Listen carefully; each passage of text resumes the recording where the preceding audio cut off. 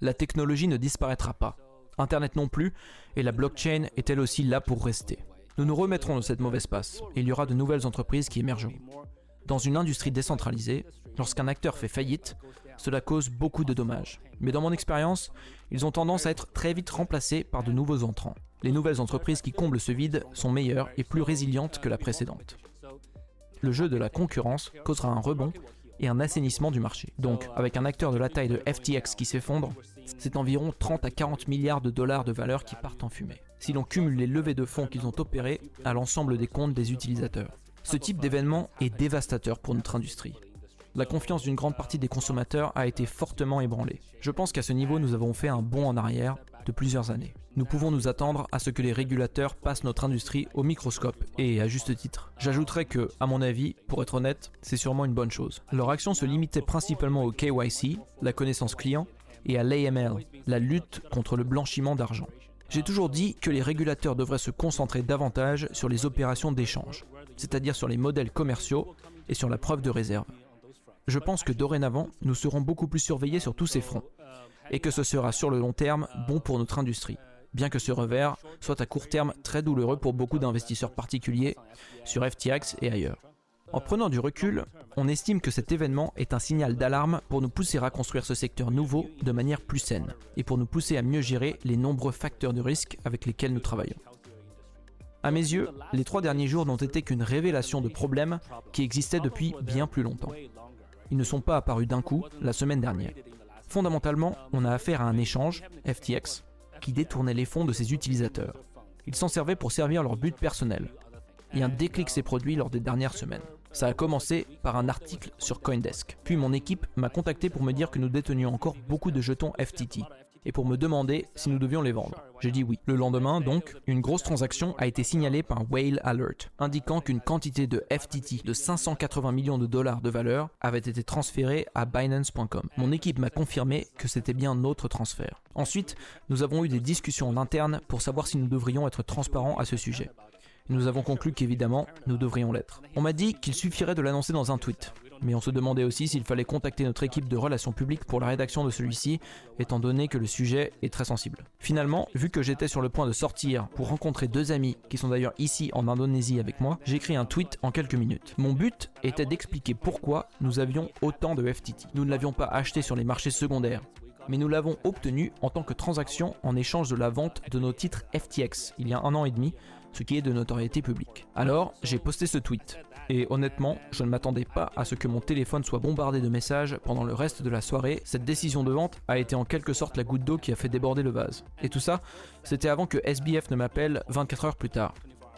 Jusqu'à ce moment, je pensais que c'était simplement des remous sur Twitter. Quand Sam m'a demandé si on pouvait parler, j'ai accepté, en me disant qu'il allait sans doute vouloir faire un accord OTC, un accord de gré à gré. Cela nous aurait permis de restaurer la confiance des utilisateurs et de couper court aux commentaires négatifs. Je pensais donc que c'est ce qu'il voulait me dire, mais au lieu de ça, il m'a dit que FTX avait des problèmes bien plus graves.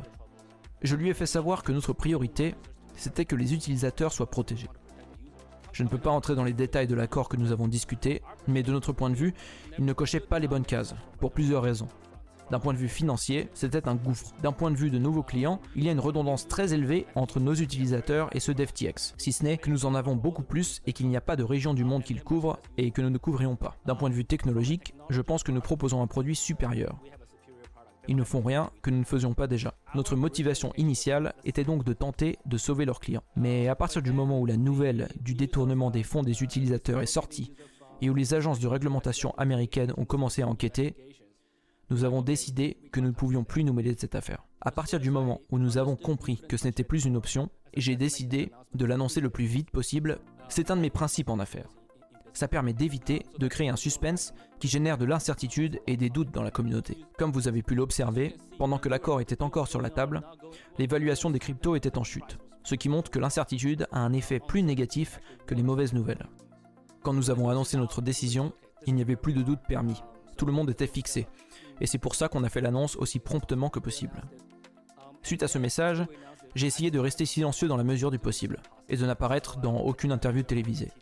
En tant que l'un des acteurs principaux de l'industrie crypto, nous devons montrer l'exemple, ce qui passe en premier lieu par plus de transparence.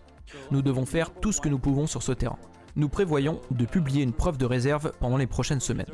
Nous avons déjà publié hier toutes nos adresses de portefeuille principales, qui de toute façon étaient déjà plus ou moins de notoriété publique. 6 des principales coins que nous détenons ont été publiés sur notre site.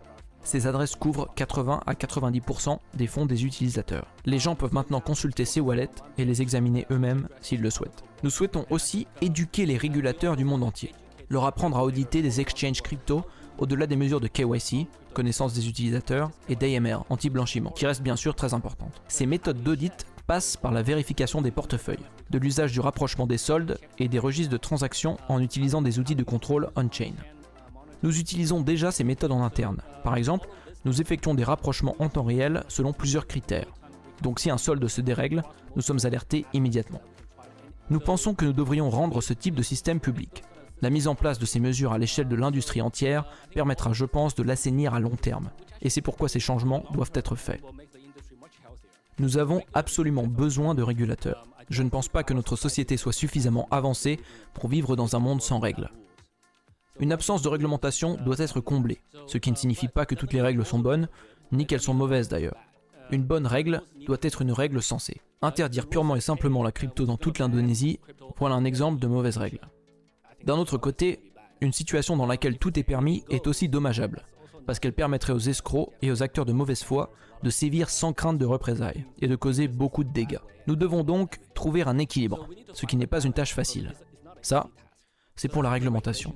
Du côté des cryptos, je crois qu'on va finir par arriver à un point où il sera simple technologiquement pour une personne lambda de détenir ses propres clés et d'être sa propre banque. Aujourd'hui, ce n'est pas si facile. La technologie existe, mais n'est pas simple d'emploi. Elle requiert que la personne moyenne prenne des mesures pour sécuriser ses clés privées, fasse des backups en cas de perte d'un ordinateur ou d'un hardware wallet, et s'organise pour que ses descendants puissent récupérer ses cryptos en cas de décès. Encore une fois, nous avons des outils pour faire ça aujourd'hui, mais ils ne sont pas accessibles pour 99% des gens, qui ne sont probablement pas capables de chiffrer un backup sur une clé USB. Des outils plus simples et tout aussi sécurisés doivent être développés. Une fois qu'ils existeront, les gens se tourneront vers eux. Mais concrètement, dans le monde d'aujourd'hui, les gens sont plus à l'aise avec une adresse mail, un mot de passe et un service client qu'ils peuvent appeler s'ils l'oublient.